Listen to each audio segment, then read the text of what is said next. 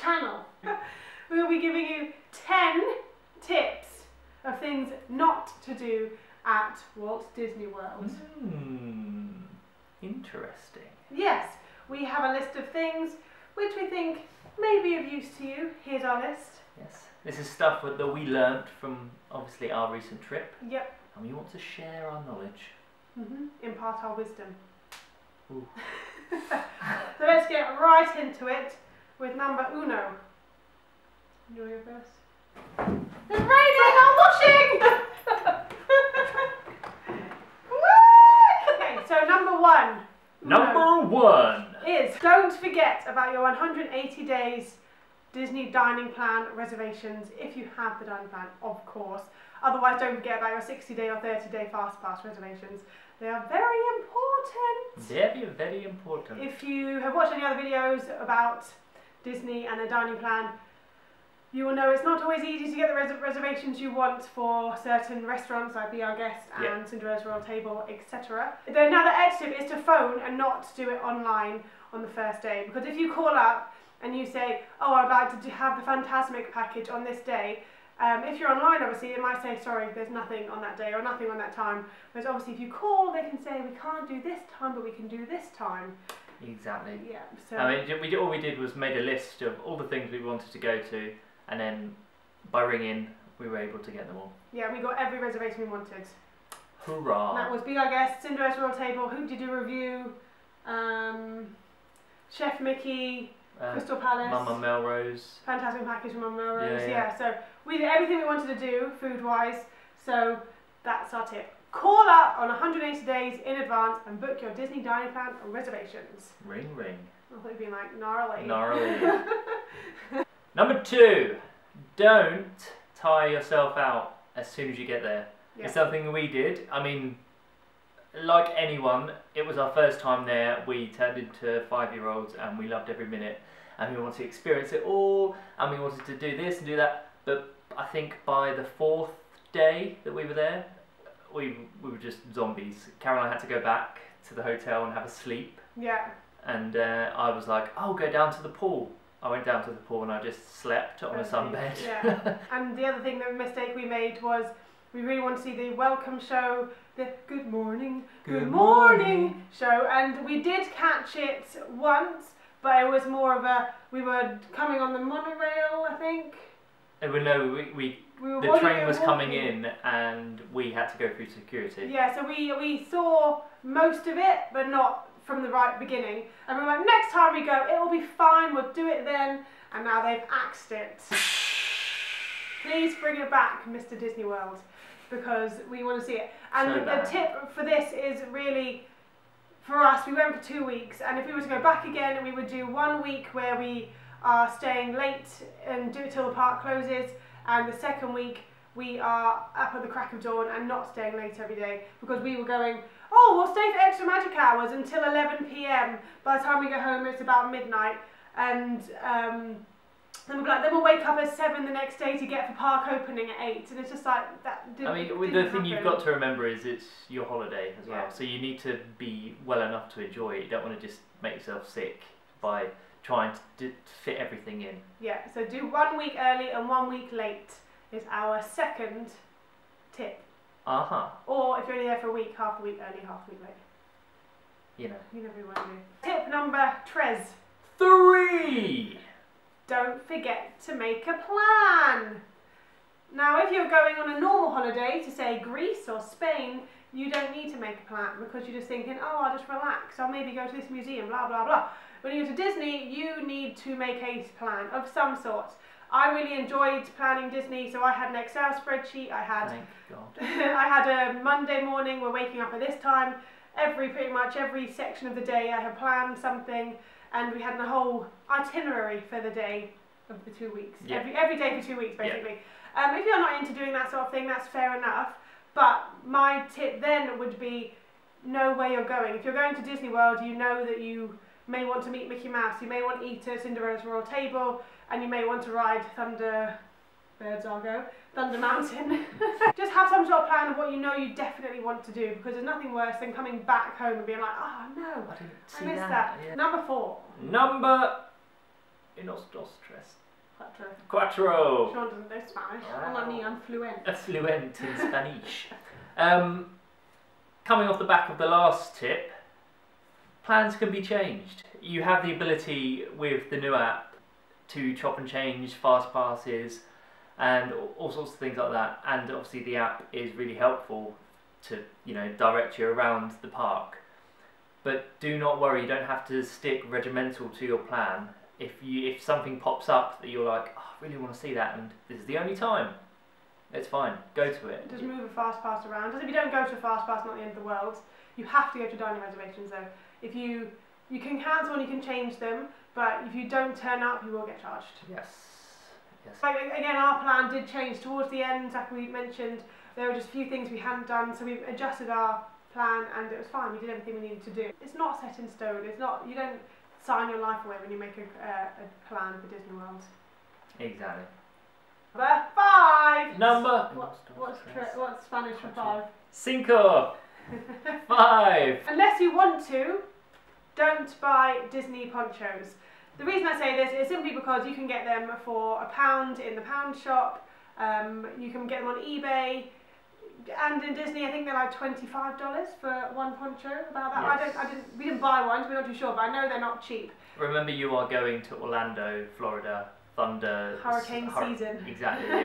So, yeah, a poncho is going to be taken in and out of your bag all the time because it's, you know, raining. No, it's not raining. Raining. No, it's not raining. Yeah. And if you spent $15 to $20 on a poncho, by the end of your trip, you might not even want to keep because it might have been ripped. It might have been. Yeah, I mean, we took with us, I think, 5 or 6 ponchos. Yeah. For each really, like the little plastic ones, they fold up into a little baggie, and we reused them when we could, but they obviously get wet because you're wearing them when it rains, and then you could shake them off as much as you can, but they're still going to be damp. And if you've got a really thick one that you've paid for, you don't want to chuck it away.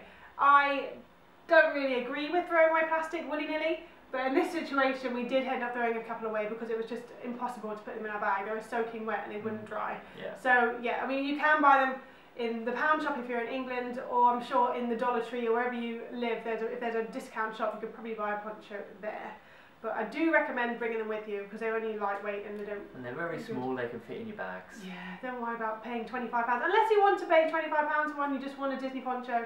Fair enough. But for us, we thought it'd be more economically friendly to bring our own ones for £1 each. Money savvy. Yeah. Number 6. 1, 2, 3, 4, 5. Cinco. 5. Says. Says. Spanish lesson for Sean. Number 6 is do not neglect your resort if you're staying on site.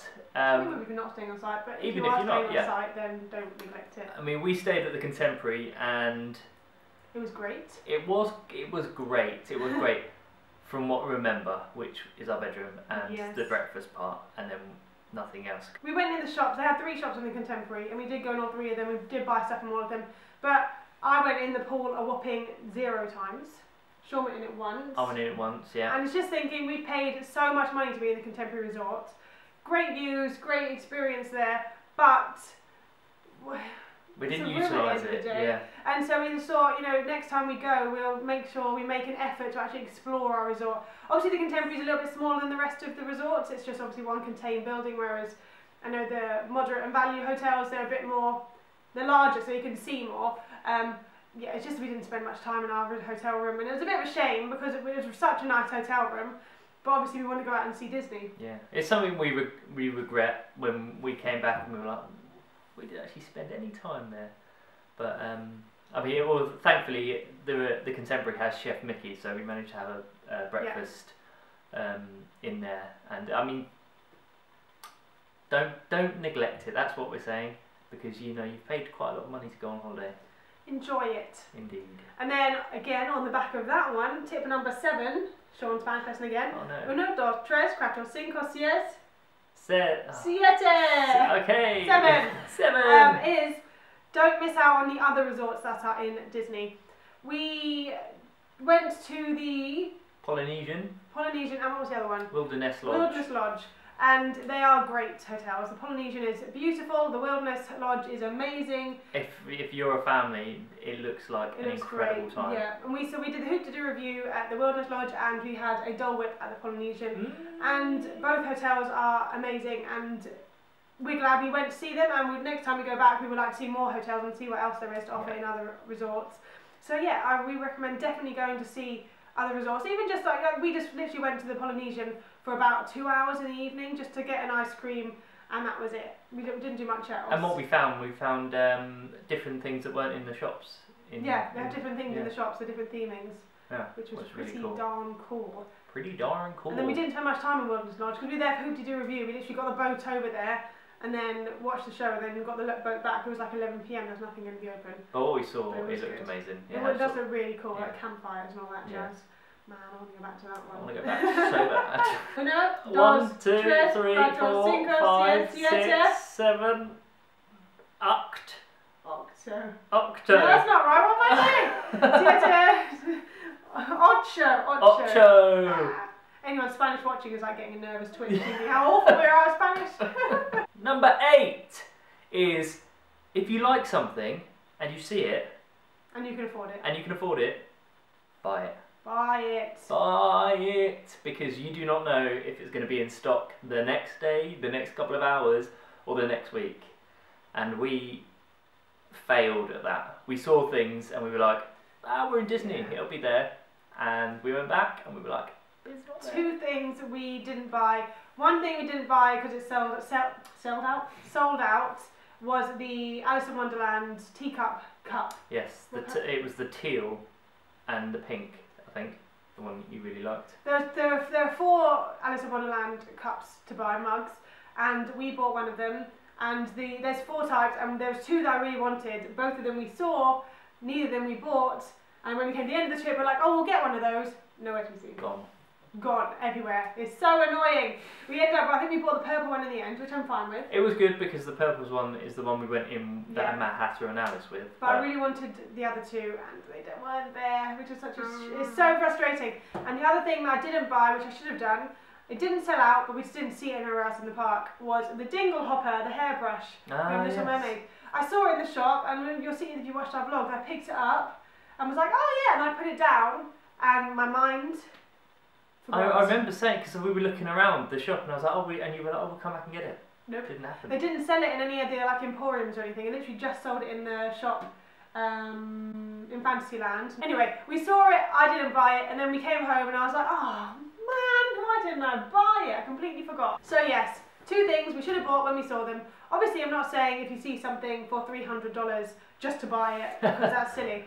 But I mean, realistically, we could have bought them. We did have the money to buy it at the time, and we didn't, and we regret it. Although I don't know how we would have got them home because our suitcases were filled to the brim. Too full. Number 9. Unos, dos, tres, cuatro, cinco, cinco, seis. 1, 2, 3, 4, 5, 5, 6. 1, 2, 3, 4, 5, 7,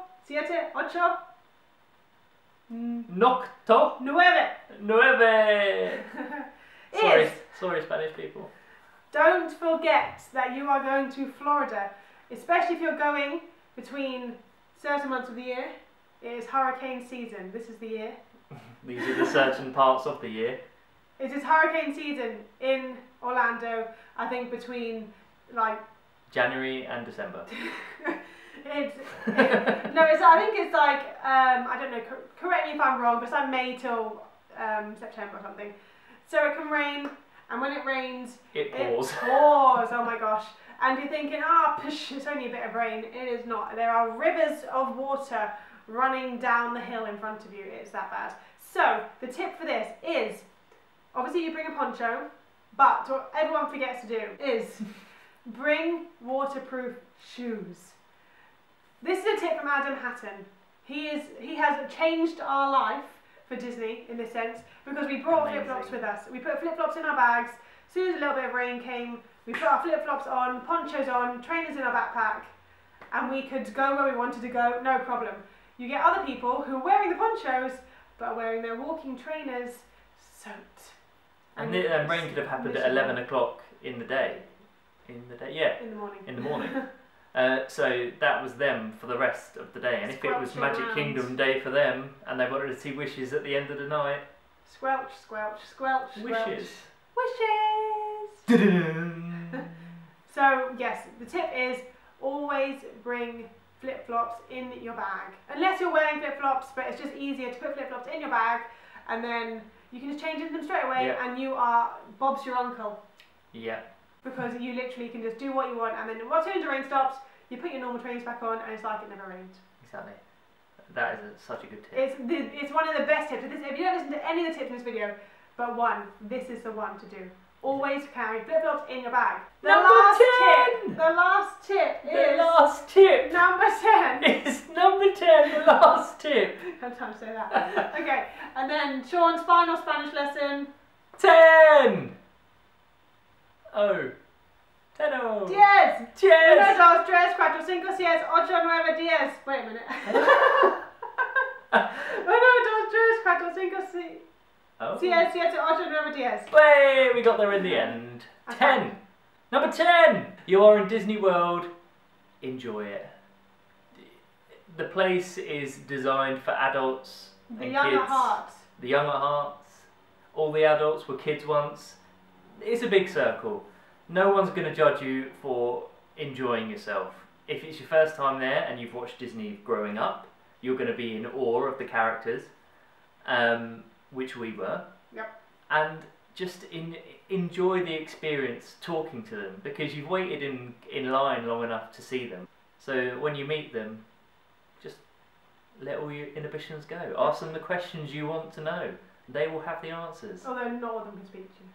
Not all of them can speak to you. Not all of them can sign your autograph book either. No, which is a little bit disappointing, but such is life. But such is life. But the fact of the matter is you get to meet them, and it is incredible. Yep. It's just really fun, and it was nothing worse than, I think we were in the queue for who's it? Anna Nelson. Anna and Elsa. And there was a family in front of us, and bearing in mind, yes, they were teenagers, maybe they were dragged there by their parents who actually loved Disney. Maybe. Who knows? But they got to they kind of interacted a little bit, and it was like, oh, do you want a picture? And they went, no, we're good. And it's like, well, fair enough, but also it's like you paid to come to Disney. Yeah. You come all the way from England, because they were English in front of us, all the way from England, sat on a 9-hour flight to be like, nah. You Just a queued up to see photograph. Elsa, who is like the Yeah. massive queue. It's just a photograph, that's all. It's just one of those things. It's just like, just smile. Doesn't matter. It really just, like, you come away from those experiences with just a smile on your face. It's fun. Be yourself, who cares? Everyone in Disney is just as excited as you are, even if they're pretending that they're not, they are excited. And yeah, just have fun, who cares? No one does. You're in Disney for crying out loud. Exactly, enjoy it. Yes, and on that note, that's it for our 10 things of Not to do. what to do at Disney. Let us know if you found these tips helpful. Yes, if you're going to Disney anytime soon, let us know if you're going to follow any of these tips. Flip-flops. Flip-flops. Anyway, Thank thanks you for watching. Please like and subscribe, and see you next time. Thank you. Bye. Bye.